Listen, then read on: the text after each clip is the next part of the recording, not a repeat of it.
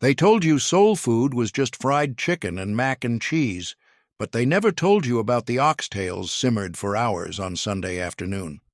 Some of these dishes were passed down quietly, without cookbooks, because for generations, black families weren't just cooking, they were preserving survival in secret. These recipes are living pieces of African American history, rich, resourceful, and hidden in plain sight. And once you taste them, you'll wonder why no one told you sooner. 1. Smothered pork chops. This dish is a hallmark of Southern black cooking, not just for its flavor, but for what it represented, turning modest ingredients into something luxurious. During the Great Migration, many black families brought with them the practice of stretching ingredients to feed large households. Pork chops were often considered a treat, especially bone-in cuts that could be bought cheaply at the butcher or bartered for at community markets. The technique was brilliant in its simplicity. First, the chops were seasoned with salt, black pepper, paprika, garlic powder, and maybe a pinch of cayenne. Dredged in flour and fried until golden, then removed while the pan was still sizzling. Into that same skillet went sliced onions, sometimes green bell peppers, deglazed with broth or water, and thickened into a rich golden-brown gravy. But the magic? That came in the smothering. The pork chops were returned to the skillet, submerged in the gravy, and slow-cooked on low for up to an hour.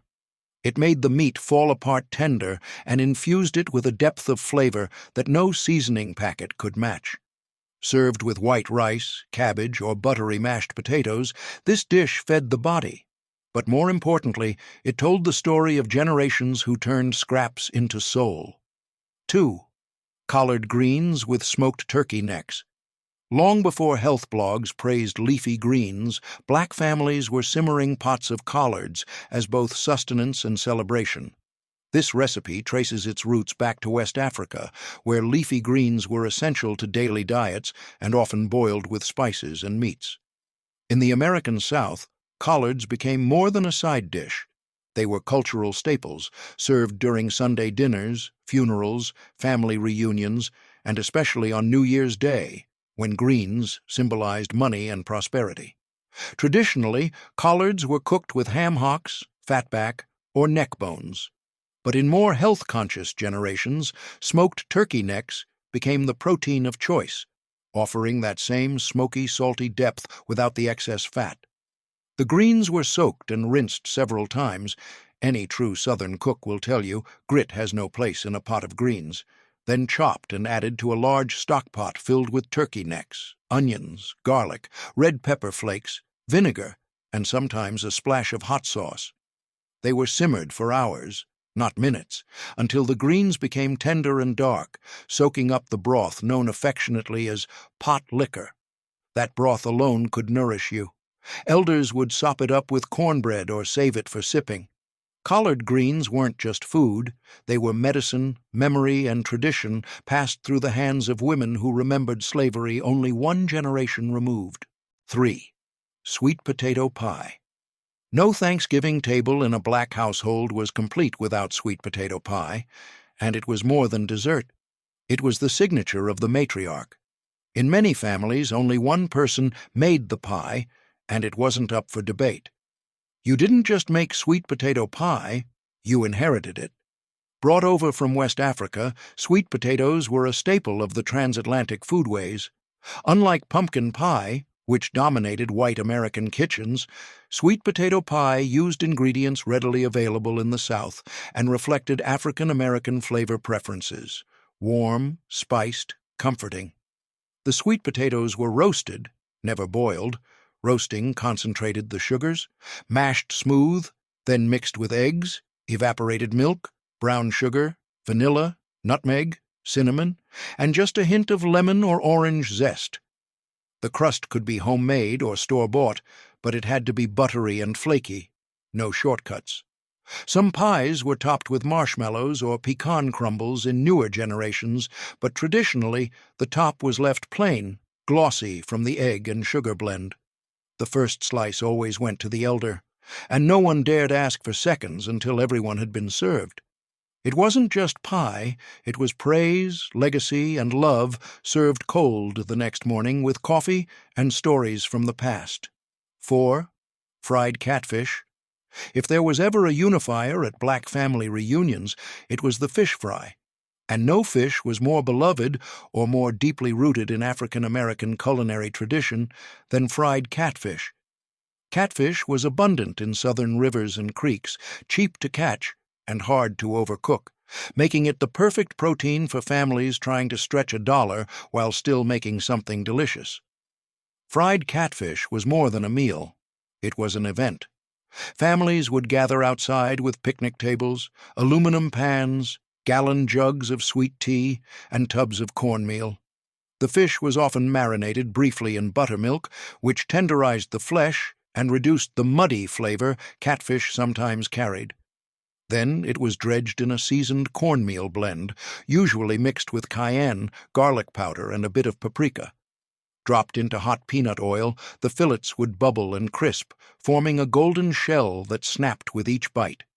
It was served with hot sauce, always Crystal or Louisiana brand, a slice of white bread, and maybe a side of coleslaw or baked beans.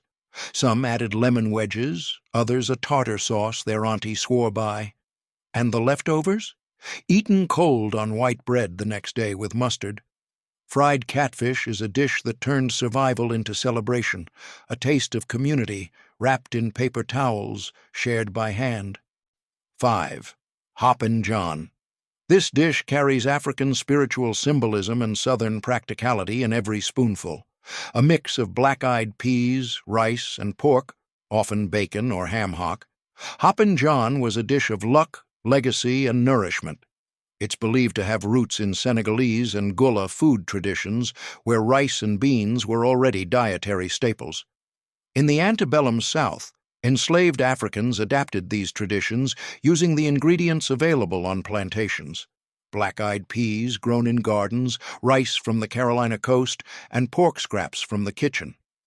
Hoppin' John was eaten on New Year's Day for good luck, with the peas symbolizing coins and greens, served alongside, representing paper money. But it wasn't just a holiday meal, it was everyday ingenuity. The rice and peas stretched to feed large families, and the pork added just enough richness to keep spirits high, even when pockets were empty. Seasonings varied by region, but almost always included onion, garlic, and bay leaf. Some added vinegar, hot sauce, or smoked paprika for depth.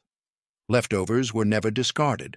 Instead, they were reincarnated the next day as Skippin' Jenny, a sign of frugality, which, in itself, was a virtue to be celebrated. 6. Hoe cakes. At first glance, they look like simple cornmeal pancakes, but hoe cakes carry a name and a legacy that speaks volumes about black survival, labor, and invention.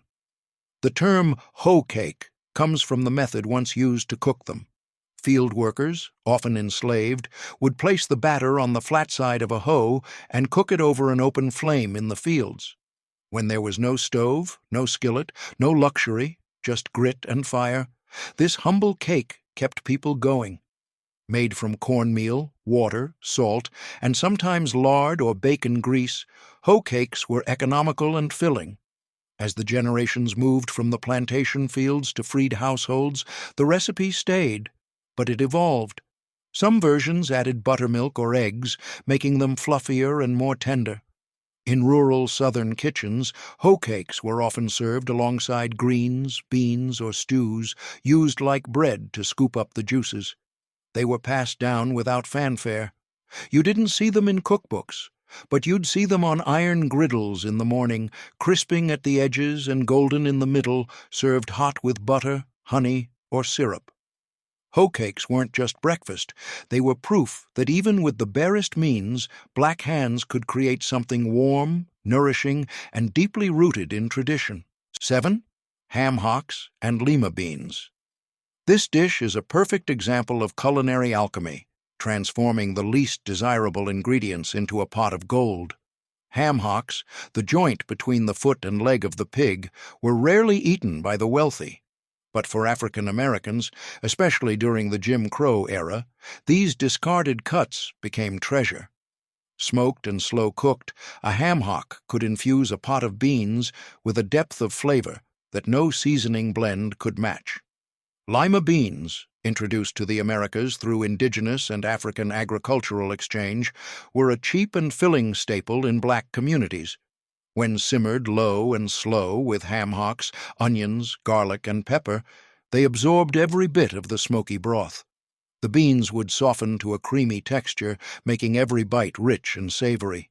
This dish wasn't fancy. It wasn't served at banquets. But in black households, especially during the 1940s to 60s, it was a weeknight miracle, stretching leftovers into a full meal. Children often remembered the rhythmic bubbling sound coming from the stove and the smell that clung to the air long after dinner ended.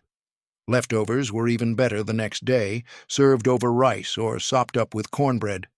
To this day, some elders still say, "If you know how to season beans right, you'll never go hungry." 8. Gulla red rice. If soul food had an anthem, gulla red rice might be the heartbeat. Born from the rich coastal cultures of South Carolina and Georgia, this dish was a spiritual cousin to West African jollof rice. The Gullah Geechee people, descendants of enslaved Africans who lived in relative isolation on the Sea Islands, preserved more African customs, language, and culinary tradition than almost any other black American group. Red rice wasn't just a side, it was a cultural bridge. The dish starts with long-grain rice sautéed in bacon fat or oil with onions, bell peppers, garlic, and crushed tomatoes. Spices like thyme, cayenne, and sometimes celery seed give it boldness. Smoked sausage, chicken gizzards, or shrimp were often added if they were available. But even without meat, the dish was rich, tangy, and deeply satisfying. In Gullah homes, red rice was often cooked for Sunday dinners, birthdays, or church potlucks. The tomato base symbolized wealth and blessing. Some elders would say that if your red rice came out too dry or too mushy, you weren't paying attention because this dish demanded care. You had to feel it. In the 21st century, Gulla red rice is finally getting the recognition it deserves, but in truth, it never disappeared. It just stayed close to the heart, passed down quietly by those who never forgot where they came from. 9. Chicken and dumplings. This dish was born out of necessity but perfected through care. In many black households, especially during the Depression and wartime eras, a single chicken had to stretch. Chicken and dumplings was how mothers and grandmothers made it happen. First, a whole chicken was boiled with onion, celery, garlic, bay leaf, and black pepper until tender. The meat was pulled from the bones and returned to the pot. The broth, already rich from fat and flavor, became the base for the dumplings, a mix of flour, fat, usually shortening or lard, and a bit of milk or water. Rolled thin and cut into strips or rounds, the dumplings were added to the pot and simmered until soft but firm. Some families preferred slick dumplings, wide and flat. Others liked them puffed up and biscuit-like. No matter the shape, the result was the same: warm, filling, and deeply comforting. This wasn't restaurant food, it was grief food, cold weather food, celebration food, food that wrapped around the soul. Eaten with a big spoon and a bigger smile, chicken and dumplings wasn't about luxury. It was about making sure everyone at the table had something hot, hearty, and made with love. 10. Molasses gingerbread. Before white sugar became widely available or affordable, black families used molasses as the sweetener of choice. It was cheaper, more robust in flavor, and it gave gingerbread a deep, almost smoky sweetness that white sugar never could. This gingerbread wasn't the light, fluffy kind seen in suburban cookbooks. It was dense, moist, and spiced with intention. Ginger, cloves, cinnamon, and allspice dancing together in every bite. It was often baked in cast-iron pans or old metal trays that had seasoned flavors baked into them. Families made it during fall and winter holidays, especially when guests were expected. It paired beautifully with black coffee or buttermilk, and the leftovers rarely lasted more than a day. For many elders, this was the first dessert they learned to make, handed down without a recipe card. "You'll know it's right when the batter hugs the spoon," one grandmother told her granddaughter. Today, few people realize just how far back this cake goes. It's not just dessert, it's a direct line to a time when sweetness had to be earned and every ingredient was precious. 11. Oxtail stew. Once dismissed as scraps, oxtails were the kind of cut left for the poor, too fatty, too bony, too tough. But in African-American kitchens, they were transformed into rich, luxurious stews that rivaled any fine dining roast. This dish is a culinary reversal in its purest form. What others threw away, black cooks elevated into legacy. The oxtails were first seared until caramelized, then braised slowly in a base of onions, garlic, tomato paste, Worcestershire sauce, and broth, sometimes flavored with allspice, thyme, bay leaves, or Scotch bonnet peppers if Caribbean influence was present. The meat would cook for hours until it slid off the bone and the marrow melted into the sauce, thickening it with natural richness. The stew was often served over rice or buttered noodles, and it wasn't a weeknight dinner. It was a Sunday dish, a show of effort and love. And when the pot hit the table, silence followed, the kind that meant reverence, not absence. Oxtail stew was a reminder that even in a world that handed you bones, you could still make something unforgettable. 12. Chitlins, chitterlings. For many, the mere mention of chitlins stirs a visceral reaction, and that's part of their power. Chitlins, made from pig intestines, are a deeply polarizing food, even within black communities. But behind the controversy lies a story of ingenuity, resilience, and sometimes trauma, and that's why they still matter. During slavery, enslaved Africans were given the least desirable parts of butchered animals: feet, ears, tails, and intestines. Chitlins were cleaned thoroughly, sometimes taking hours, then slow-boiled with vinegar, onions, garlic, and spices to reduce odor and tenderize the meat. The process was intense and sacred. In many homes, there was a chitlin queen, the one elder who had the patience and skill to prepare them correctly. For decades, chitlins were served during holidays or special occasions, particularly in the South. They were a delicacy born of deprivation. Eating chitlins today is an act of cultural continuity, an emotional breadcrumb that connects the table to the field, the present to a past that is hard to digest, but necessary to remember. 13. Candied yams. Candied yams were never just a side dish. They were a sugary, sticky crown jewel of any holiday spread. And despite their name, most didn't use actual yams, but sweet potatoes, a crop with deep African roots. In West Africa, yams were central to ceremonial meals, and enslaved Africans preserved that tradition in the New World using sweet potatoes instead. The preparation was as thoughtful as it was indulgent. Thick rounds of sweet potato were layered in a buttered baking dish, then drenched in brown sugar, cinnamon, nutmeg, and melted butter. Some cooks added orange juice, vanilla, or even a splash of bourbon. Then they were baked, not just until soft, but until the syrup thickened and caramelized at the edges. What made this dish special wasn't just its taste, it was its timing. Candied yams were almost always made in advance, which meant the smell teased you for hours before dinner. And once on the plate, they always touched something: the greens, the stuffing, the turkey, blending sweet with savory in a uniquely soulful way.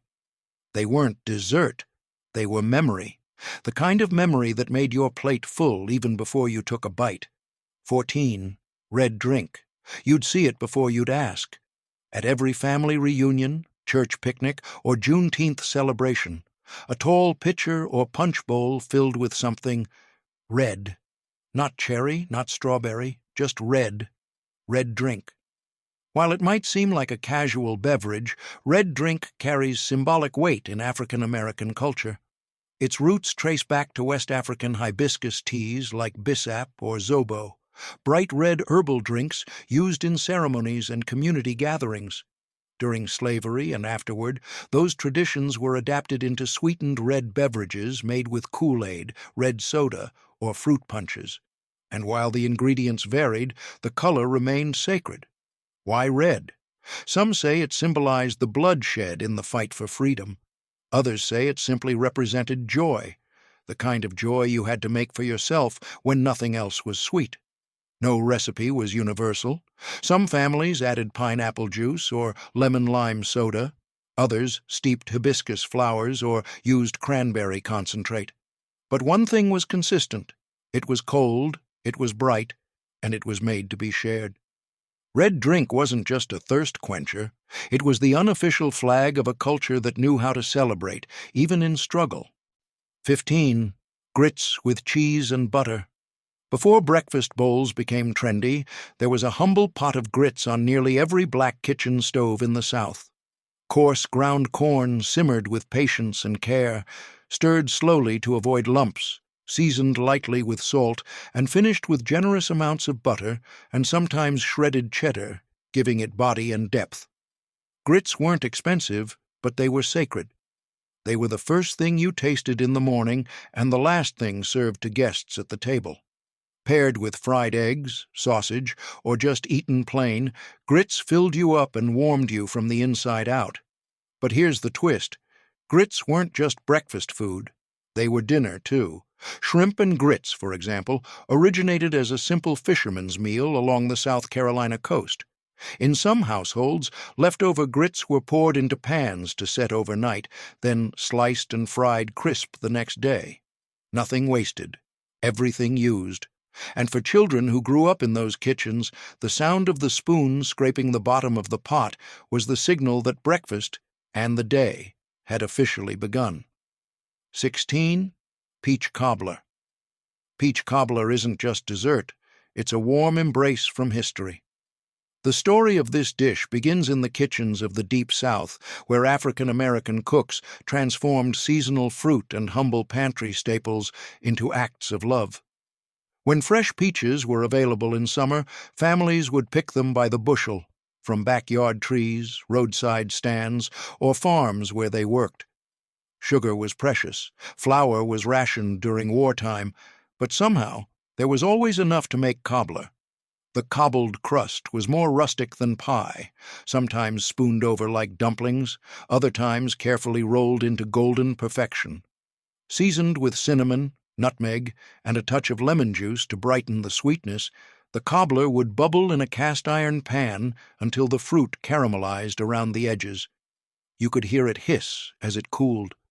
Peach cobbler was served hot, often with a melting scoop of ice cream or just a splash of cold cream. But more than anything, it was ceremonial. Made for Sunday dinners, homecomings, repasts, and even first dates, a way of saying, "You are home now." For many, the memory of that golden crust and syrupy filling lives longer than the recipe itself. And the best part? The corner piece, always a little more crust, always claimed by the eldest at the table. 17. Neckbone soup. This dish is a masterclass in thrift, flavor, and storytelling. Neckbones, often overlooked and undervalued, were once the cuts that white butchers tossed aside. But black cooks knew better. They understood that flavor lived in the bone, and that the long, slow simmer of a pot of neckbone soup could turn poverty into poetry. The recipe varied by region. Some added potatoes, carrots, and celery. Others used cabbage, beans, or corn. What remained constant was the method, browning the bones first, then simmering them with aromatics until the broth became rich and silky.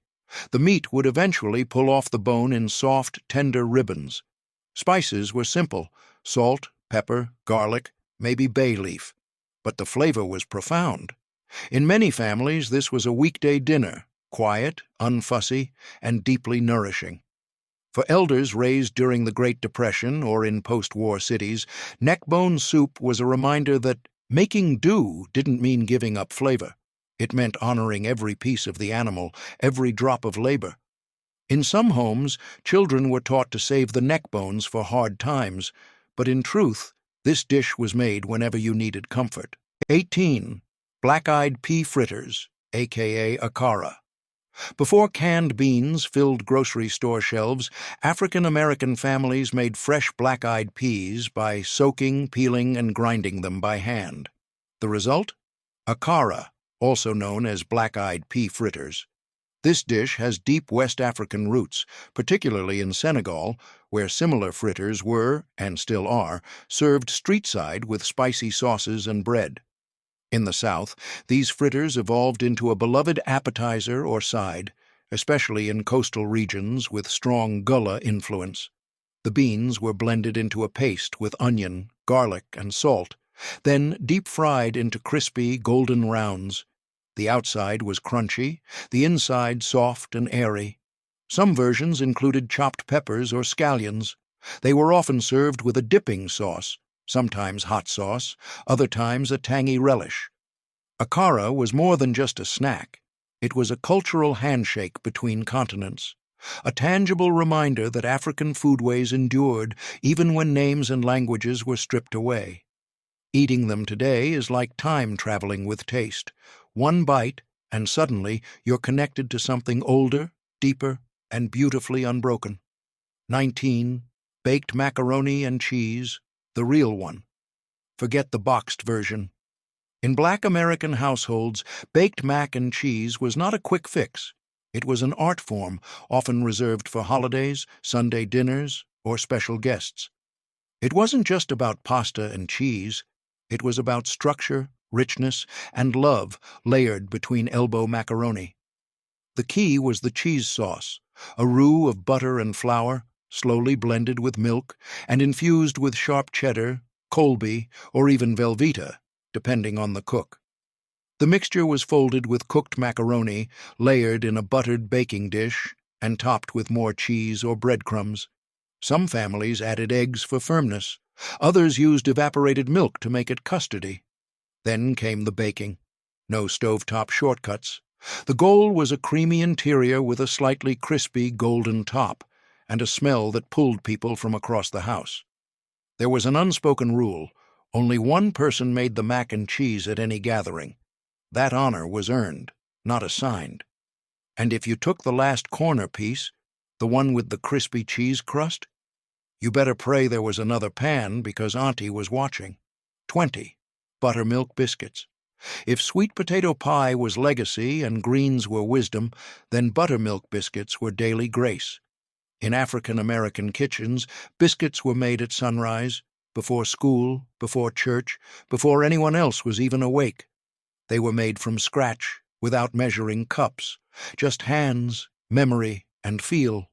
Flour, baking powder, salt, cold lard or butter, and tangy buttermilk, folded gently but never overworked. Rolled out and cut with drinking glasses, baked until golden, split open, and filled with whatever was on hand, jam, sausage, eggs, or just butter. The texture? Soft on the inside, flaky on the outside, with a bottom that crisped on cast iron like it had been kissed by fire. These biscuits were used to mop up gravy, sandwich leftover meat, or simply comfort a child after a bad day. Some were dropped by spoon, others rolled into perfect rounds. And when you saw that biscuit tin come out, usually dented, maybe wrapped in a kitchen towel, you knew something sacred was about to be served. In truth, no one made them quite like Grandma, and even if you followed her steps exactly, yours would still taste different, because the secret ingredient wasn't technique, it was time. 21. Sorghum syrup on everything. Before maple syrup found its way into supermarkets, and long before corn syrup flooded American tables, there was sorghum. This dark, rich, and slightly bitter syrup was once a staple sweetener in rural black households across the South. Grown and milled by hand, sorghum came from tall, grassy stalks and was boiled down into a thick molasses-like liquid that carried hints of earth, smoke, and caramel. Its flavor was deeper than sugar. Its texture was sticky like a story you couldn't shake. Sorghum syrup wasn't just poured over biscuits or pancakes, it was drizzled into grits, used in marinades, brushed on meat, or stirred into coffee when sugar ran out. In many black communities, especially in Appalachia and rural Alabama or Georgia, sorghum was the go-to for sweetness during the Depression and war years when refined sugar was either rationed or unaffordable. You might remember an old metal can of it in your grandparents' pantry, dark and dented with a rusted lid. But inside was a taste that carried generations. Today, sorghum syrup has become rare in stores, but for those who grew up with it, the taste is unforgettable. It was sweet, yes, but never shallow. It had depth, like the people who cooked with it. 22. Liver and onions. Liver and onions is the kind of dish that splits rooms. You either loved it or you couldn't stand the smell. But no matter where you landed, it was a rite of passage. During times of scarcity, organ meats weren't just a budget option. They were the option.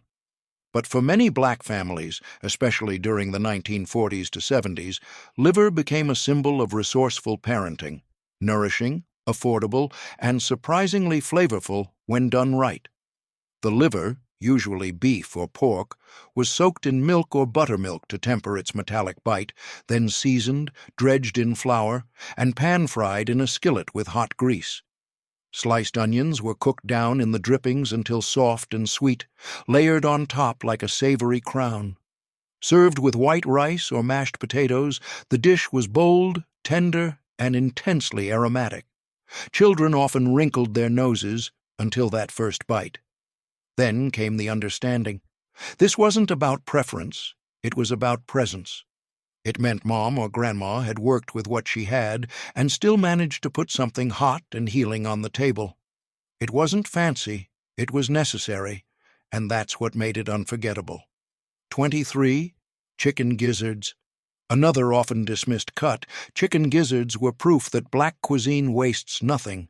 The gizzard, a muscular part of a chicken's digestive tract, was cleaned thoroughly, boiled until tender, then either deep-fried to crispy perfection or simmered in gravy until melt-in-your-mouth soft.